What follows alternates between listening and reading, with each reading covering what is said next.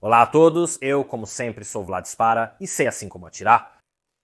Recentemente, muitos de vocês me pediram esclarecimentos sobre o que, no mundo das armas de fogo, é conhecido na mídia como o escândalo SIGSOIR, por falta de outros termos. Ultimamente, todos os influenciadores do setor estão falando sobre esta empresa, mas o público italiano ficou um pouco isolado deste assunto. Então aqui estou eu para explicar o que está acontecendo. Agora eu não sei quanto. No dia a dia vocês seguem, talvez nas redes sociais, as empresas de armas de fogo. Recentemente a SG do Nada fez uma postagem que muitos acharam bastante bizarra. Falou sobre a verdade da P320, que a P320 não tem nenhum problema, não pode disparar, a menos que o gatilho seja pressionado. E todos aqueles que dizem o contrário são anti-armas, anti-SG, e é uma propaganda contra eles. Agora me digam quantas empresas de armas de fogo já tiveram que fazer uma declaração desse tipo do nada? Nos últimos 45 anos de existência da Glock, a Glock já teve que se defender publicamente? Nossas armas são seguras e só disparam quando o gatilho é pressionado. Começamos a entender o problema.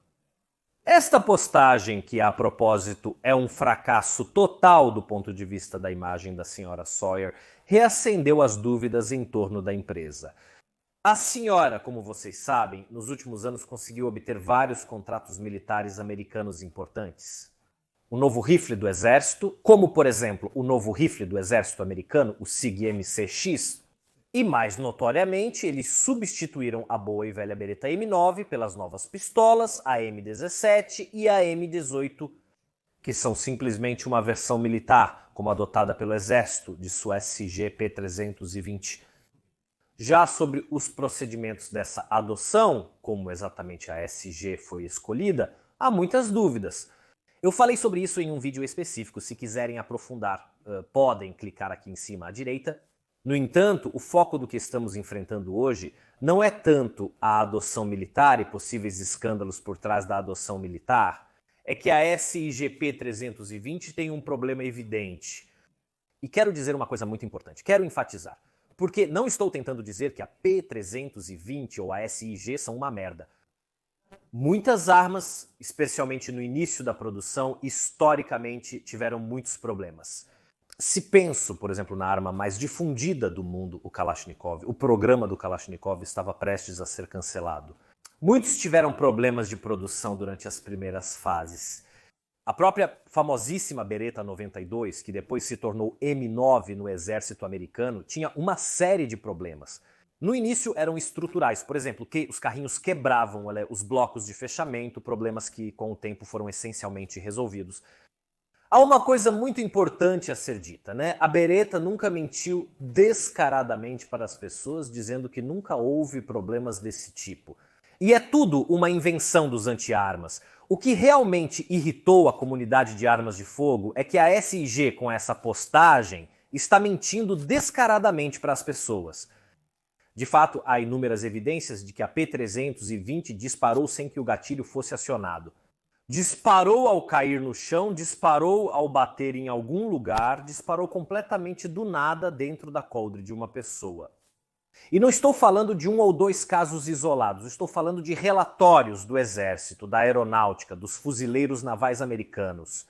Estou falando de vários departamentos de polícia que tiveram esse problema e os retiraram de serviço. Vários desses incidentes foram filmados, por exemplo, por câmeras corporais ou câmeras de segurança. Eu gostaria de colocar alguns segmentos, ou artigos, ou relatórios, mas há realmente tanta coisa que eu realmente não saberia por onde começar.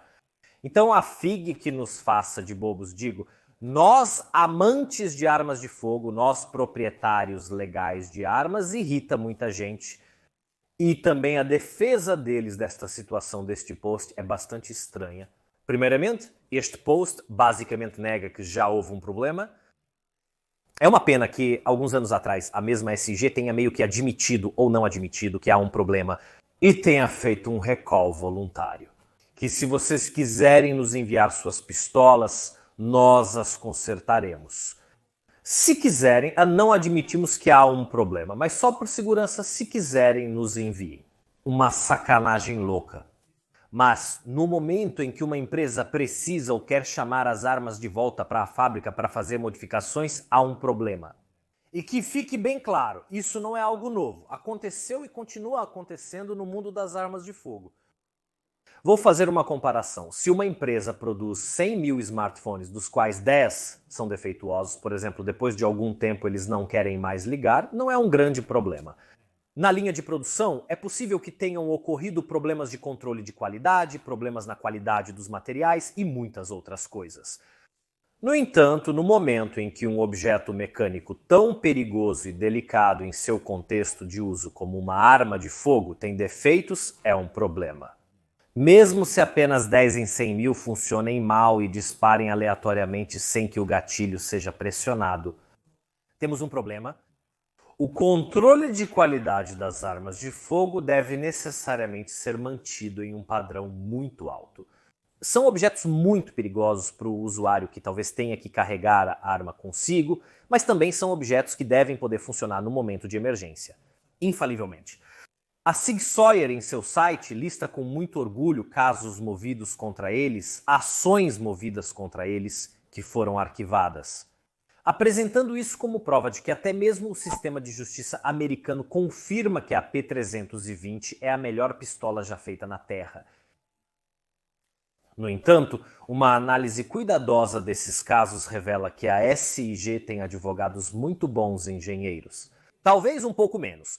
Por exemplo, em um dos casos arquivados, que é então apresentado como uma vitória na SIG, se formos ler o relatório final do caso, o júri reconheceu que a arma, a SIG P320 de uma pessoa que foi ferida, disparou sozinha enquanto estava na coldre. No entanto, o caso foi arquivado porque era uma ação civil por danos. E como dizer, a pessoa ferida não conseguiu provar que a SG, no momento do ocorrido, sabia desses problemas. Portanto, está claramente escrito que a arma disparou por conta própria. No entanto, o motivo pelo qual a indenização é solicitada não é válido. É, de certa forma, um tecnicismo legal e muitos outros desses casos foram essencialmente arquivados, graças a tecnicismos legais. E há um truque, digamos, um tecnicismo legal que é usado bastante regularmente pela SIG nestes seus processos, o chamado padrão Dobert. Agora, no momento em que sua arma dispara sozinha e você processa a SIG Sauer nos Estados Unidos da América, você precisa provar perante um júri, perante o juiz, que a arma realmente disparou sozinha. Como se faz isso? É necessário um especialista, um perito que certifique isso. Agora, o duplo padrão é uma chave de análise para o juiz e o júri para entender se um especialista, se o testemunho de um especialista é admissível em tribunal. Este padrão foi criado nos anos 90, na verdade, com a ideia de admitir o máximo de testemunhos possível, porque o padrão, digamos, anterior, como os especialistas eram admitidos essencialmente pela sua reputação. Mas isso criava situações onde talvez uma pessoa muito preparada, especialista em seu campo, que no entanto não tinha uma forte reputação pública. Talvez porque ele era uma pessoa tímida, que evitava conflitos, que não se expunha ao mundo público. Seu testemunho, mesmo sendo o maior especialista, não seria considerado válido.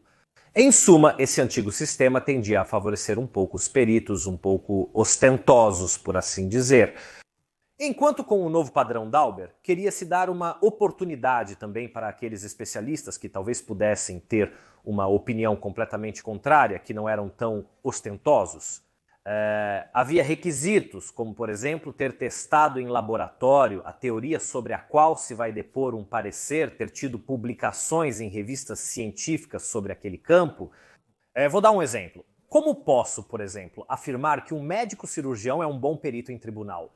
Suponhamos que haja um caso sobre uma operação errada nos pulmões, então eu escolho um cirurgião, que é um especialista, talvez em cirurgia pulmonar. Ele teve publicações em revistas científicas, fez trabalhos relacionados precisamente a este tipo de cirurgia. Essencialmente, ele é um especialista admissível. Independentemente do fato, independentemente do padrão anterior, onde o único método de julgamento era como o juiz percebia a reputação dessa pessoa. Talvez ele fosse um cirurgião muito tímido e pouco conhecido, e não havia ninguém para testemunhar por ele, por sua profissionalidade. Assim, os fatos são apresentados. No entanto, essa é uma faca de dois gumes que a SIG usou muito bem. No momento em que peritos balísticos, por exemplo, iam testemunhar e dizer, olha, de fato a SIG P320 disparou sozinha, os advogados da SIG apontavam que seu depoimento não é válido. Porque, por exemplo, ele não testou em laboratório as SIG P320, não testou uma grande amostra. Não fez publicações científicas sobre, por exemplo, as P320 que disparam sozinhas, ou as situações em que as armas disparam sozinhas. A maioria, portanto, dos depoimentos dos peritos sob esse padrão eram considerados inválidos, e então, por essa razão, muitos dos casos foram arquivados. Agora, repito, a Sigli apresenta como grandes sucessos em seu site. Mas se formos ler o porquê dessas coisas, descobrimos os termos técnicos. E há também algo a acrescentar. Muitas outras causas ainda estão abertas, e algumas delas estão ficando ruins para a SIG. Veremos como vai acabar. Mas qual é então o problema técnico da arma? Repito, quebrando uma lança em favor da empresa, muitas armas têm problemas no início da produção. E como o padrão de qualidade é tão alto para este tipo de tecnologia, às vezes até mesmo pouquíssimos casos de peças defeituosas de um controle de qualidade falho podem criar grandes problemas. A SIG P320 foi essencialmente construída em torno dos requisitos do exército americano. O exército americano, com a adoção do que se tornaria a M17 e a M18, tinha requisitos bastante específicos em relação à chamada modularidade e ao peso da arma. Para atingir esse objetivo, a SIG, como muitas outras empresas, teve que buscar soluções criativas, e isso é uma coisa boa. Muitas vezes o progresso é ditado pela necessidade de encontrar novas soluções. Para muitas de suas partes, eles usaram uma técnica de construção particular chamada moldagem por injeção de metal. Moldagem por injeção de metal. Agora precisaríamos do bom professor Bognardi para explicar um pouco melhor as questões metalúrgicas sobre as partes mini, mas em palavras muito simples. Essencialmente, para aliviar tudo e reduzir os custos, a SIG P320 faz uso extensivo dessas partes. Agora, as partes de aço muito precisas normalmente são obtidas por fresagem, ou seja, tenho um bloco de aço e com uma ferramenta especial vou remover o aço ao redor, obtendo assim, após uma série de processos, a forma que quero. Alguém poderia pensar em coisas como a fusão, ou seja, literalmente derreter o aço e colocá-lo em um molde. No entanto, o aço obtido por fusão é frequentemente muito pesado e muito frágil para um uso desse tipo. Não se pode obter paredes muito finas e pequenas, é adequado para peças muito grandes. Lá. A primeira coisa que me vem à mente é a clássica fonte, o Nazone, como é chamado em Roma, feito de ferro fundido. Para a fusão não é boa para obter pequenas peças de metal. E é aqui que o moldagem por injeção de metal entra em ação. O moldagem por injeção de metal é uma espécie de, vamos chamar de fusão ou não fusão. Em palavras muito simples, usa-se um pó do metal que se deseja utilizar, misturado com um agente elegante. Esta mistura é comprimida em uma forma e então, após uma série de processos químicos e térmicos, este agente elegante. Normalmente um polímero é extraído deste material, então permanece uma forma muito precisa, porque, repito, obtida pressionando, injetando, ou seja, moldagem por injeção. Literalmente, este composto me deixa com o composto final de metal, que é muito mais resistente, muito mais preciso do que uma forma equivalente obtida por fusão. Peças muito pequenas e finas podem ser feitas com essa técnica, que custam muito menos do que um trabalho feito por fresagem. As partes feitas com a técnica MIMSI se tornaram muito populares nos últimos anos. Recentemente, como vocês se lembram, estive na Internationale Waffenausstellung, a feira de Nuremberg, a maior feira de armas da Europa. E havia muitas pequenas empresas que tinham seu próprio stand oferecendo aos fabricantes de armas de fogo a construção de partes com essa técnica. Fiquei muito surpreso, entre aspas, porque realmente havia muitos. O moldagem por injeção de metal é uma novidade nas armas de fogo, um método de construção que se tornou muito popular nos últimos 10 anos. Há um grande mas. O grande mas é o grande problema de todos, os fabricantes de armas, o controle de qualidade. Veja, no momento em que eu vou fresar uma peça, sempre existem defeitos nas dimensões, nas tolerâncias de construção. No entanto, com os processos tradicionais é relativamente fácil controlar essas dimensões. No processo de produção de peças em moldagem por injeção de metal, a primeira injeção deste composto deixa a peça um pouco maior do que realmente é. E durante o subsequente processamento, durante um posterior tratamento térmico, para remover o agente de ligação que acabei de discutir, esta parte encolhe. E este encolhimento desta parte é um processo um pouco delicado e um mínimo erro pode levar a diferenças nas dimensões. O moldagem por injeção de metal funciona muito bem quando preciso produzir muitas peças que não necessitam de grandes tolerâncias ou têm tolerâncias mais amplas. Mas no momento em que o dente de engate que segura o percutor e o próprio percutor são feitos com essa técnica, mesmo um pequeno erro nas dimensões pode significar que em algumas situações o percutor pode se soltar. Isso foi encontrado como o maior defeito nas P320. Pessoas que sabem muito mais do que eu, que analisaram essas armas, os componentes dessas armas, ou até mesmo as causas que foram feitas, eles frequentemente notaram marcas estranhas ou até mesmo quebras, justamente no dente do gatilho. Que então, repito, basta que sejam 10 pistolas em 100 mil ainda é demais para uma indústria que exige um padrão tão alto. A Sig Sauer, com a P320, fez uma grande aposta para dar um passo tecnológico à frente. E que fique claro, no lugar deles, provavelmente eu também teria tentado. É uma nova técnica que me permite reduzir drasticamente os custos, podendo fazer uma arma mais barata e mais leve. Mesmo nos anos 40, a chapa de metal era a nova tecnologia que, digamos, tornava as armas de fogo mais leves e menos caras. Mesmo a chapa de metal, no início, teve grandes problemas. No entanto, empresas e engenheiros corajosos que sempre tentaram desenvolver novas técnicas, trabalhar com chapa de metal, fizeram com que a tecnologia da chapa de metal avançasse enormemente. As armas fresadas agora são pouco vistas, eram todas feitas com chapa de metal durante a Guerra Fria. É claro que a moldagem por injeção de metal, de muitos pontos de vista, para certas partes representa o futuro. A SG provavelmente deu um passo um pouco maior que a perna. E repito, acontece. Aconteceu com o Kalashnikov, o R15M16 e o Labretta M9. No entanto, a grande diferença é que aqui está se negando a evidência. Vocês acham que a postagem da SG foi ruim? Após inúmeros vídeos de youtubers e comentários zombando deles, decidiram tomar essa atitude mais sensata. Outra postagem pior que a primeira.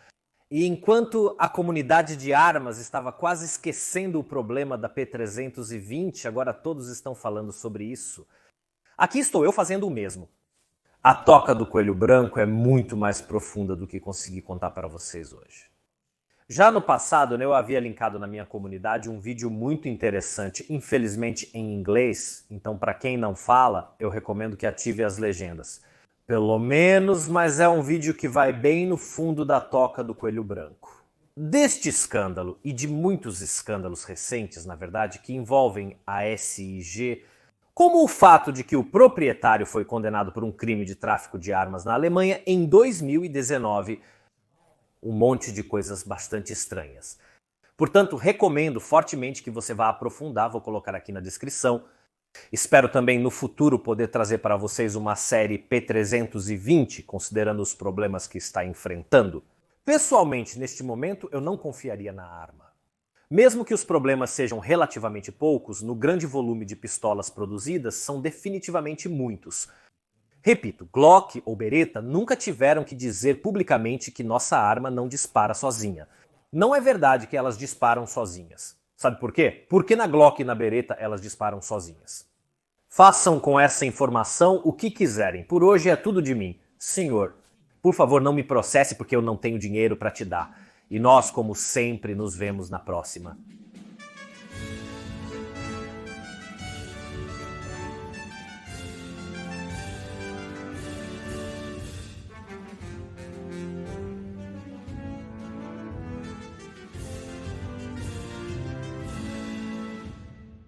Obrigado a todos